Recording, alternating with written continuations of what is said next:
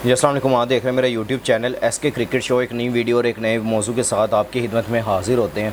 बात करने जा रहे हैं भाई मोहसिन नकवी साहब की आज प्रेस कॉन्फ्रेंस आई है, उस हवाले से भी आपको अपडेट करते हैं और फिर बात करते हैं आगे जाके कि जो आपके चैम्पियंस कप है उस हवाले से भी काफ़ी ज़्यादा अच्छी खबरें निकल के सामने आ रही हैं, तो वो भी आप तक पहुँचाते हैं। तो अगर आप मेरे चैनल पर नए हैं और पहली दफ़ा आए हैं तो जल्दी से जल्दी चैनल को सब्सक्राइब कर लें और बेल आइकन को ज़रूर दबाएँ ताकि लेटेस्ट वीडियो आप तक पहुँचती रहें।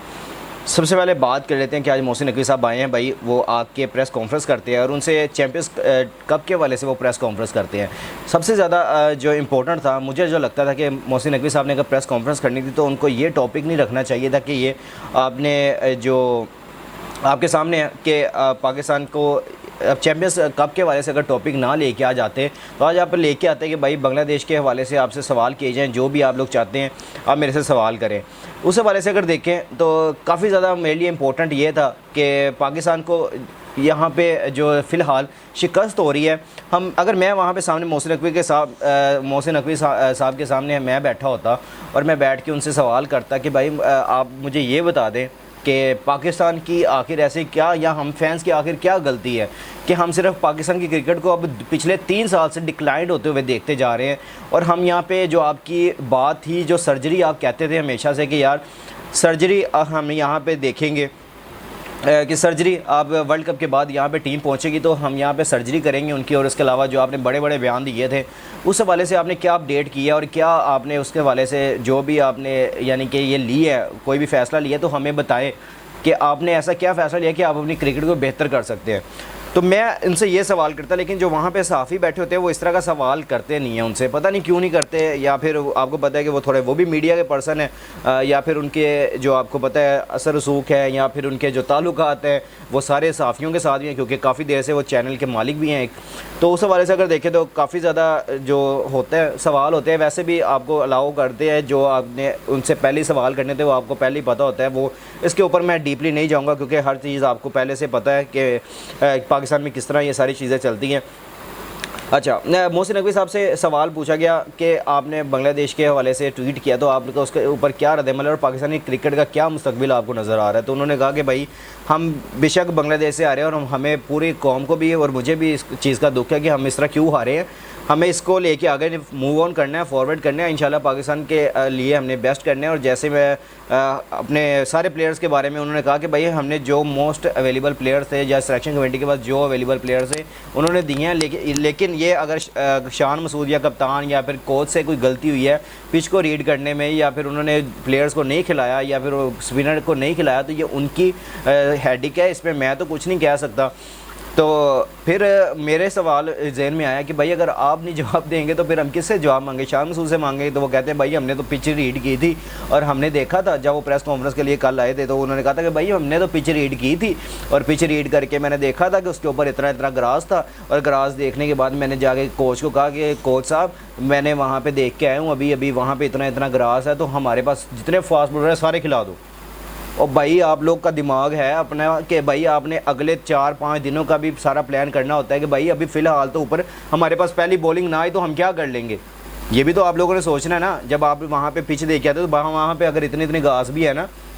जो आपके आए हैं टॉम हैमिंग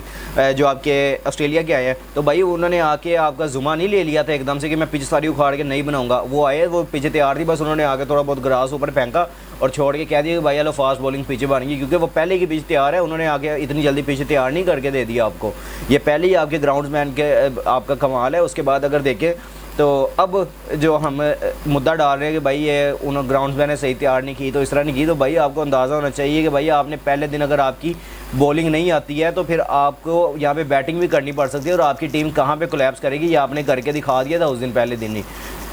आपने पहले क्या हूँ, मैं कहता हूँ शरफुल इस्लाम क्या बॉलर है, उसने भाई दूसरी इनिंग में भी नहीं आगे छोड़ा, वो बॉल करके बता रहा था कि भाई 140 प्लस की बॉल कर रहा था, और आपके जो मेन बॉलर शाहीन शाह अफरीदी हैं वो सिर्फ 128 पे बॉलिंग कर रहे हैं, 134 तक जा रहे हैं, बस उनसे इससे ज़्यादा बॉल ही नहीं हो रही, पेस उनकी गिर गई है, स्पीड उनके पास नहीं रह गई। तो हम क्यों उनको कैरी ऑन करके बैठे हुए हैं। तो भाई खुदा का वास्ता उनको डोमेस्टिक में भेज दें, उनको कहें अपनी क्रिकेट को बचा लें, जाके परफॉर्मेंसेस करें, हम वापस आपको उठा के ले आएंगे क्रिकेट में। हम लोग यहाँ पे बैठे हैं आप लोग की आवाज़ बनने के लिए। बाबर आजम से कह दें पाकिस्तान के लिए ना इतना बड़ा खिलवाड़ करें, हम बेशक उनको नहीं ड्रॉप कर सकते, लेकिन हमारे पास आगे चांस नहीं है कि हम उनको साथ साथ कैरी ऑन करें और यहाँ पर हमारी एक स्लॉट बिल्कुल स्ट्रक होकर रह जाए। बाबर आजम पिछले मैंने उनका स्टैट आज फिर निकाला हुआ है, वो पिछले तकरीबन 12-13 इनिंग्स में फ्लॉप है टोटल। मैं बताऊं आपको दोबारा से उनका स्टैट एक दफ़ा पढ़ के मैं बता देता हूँ। 14, 24, 27, 13, 24, 39, 21, 14, 1, 41, 26, 23, 0, 22,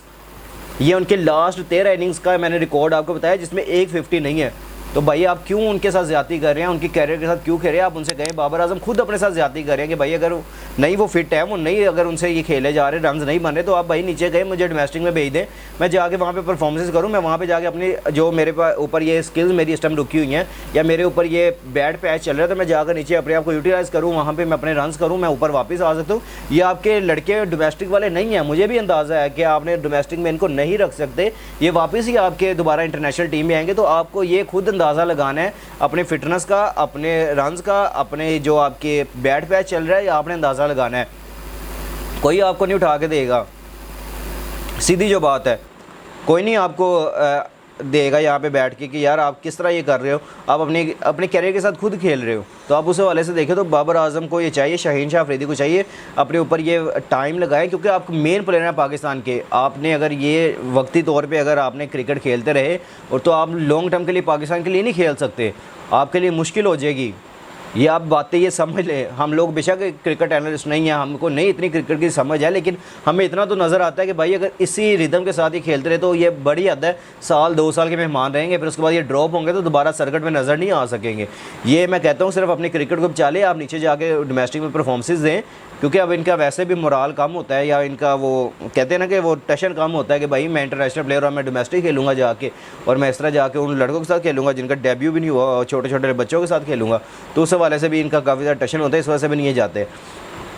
थ्रू आउट मोहसिन नकवी साहब को ये चाहिए, जो मैं चाहता हूँ कि ये इनसे सवाल पूछे जाने चाहिए थे, लेकिन नहीं किए गए। फिर उसके अलावा आ जाते हैं चैम्पियंस कप के हवाले से, वो अपडेट करने के लिए बैठे थे कि चैम्पियंस कप जो है वो पाकिस्तान में अब स्टार्ट होने जा रहा है। अब मैं उसकी भी डिटेल आपको बताता चलूँ तो भाई चैम्पियंस कप जो है उसमें 5 इवेंट और होंगे, जो कि वो भी अनाउंस कर दिए गए हैं, वो भी आपको बताऊँगा, वो भी 3 साल के लिए साइन कर दिए गए हैं। उसके अलावा देखिए तो स्क्वाड है, schedule for tournament will announce सून, जो कि शेड्यूल और वो सारा जो है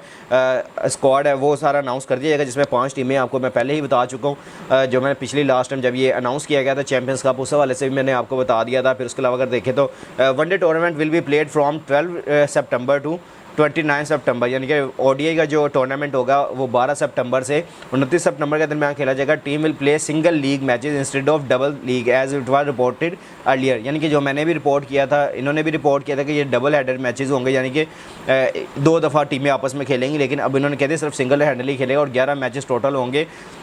जो कि 12 से 29 सितंबर के दरमियान चलेंगे। उसके अलावा अगर देखेंगे तो T20 कप में जो इनका होगा चैंपियंस का, उसमें 5 टीमें होंगी और ये 21 दिसंबर से लेके 2 जनवरी तक चलेगा, जिसमें 21 मैचेस चलेंगे। फिर उसके अलावा जो फर्स्ट क्लास जो आपका जो डोमेस्टिक की फ़र्स्ट क्लास जो चलती है वो आपका 28 मई से 5 अगस्त के दरमियान 2025 में खेली जाएगी, जो कि आपका 21 मैचेस बनते हैं टोटल, तो ये आपको उधर खेला जाएगा। अब मैं थोड़ा सा बता दूँ आपको, मेंटोर जो साइन किए गए हैं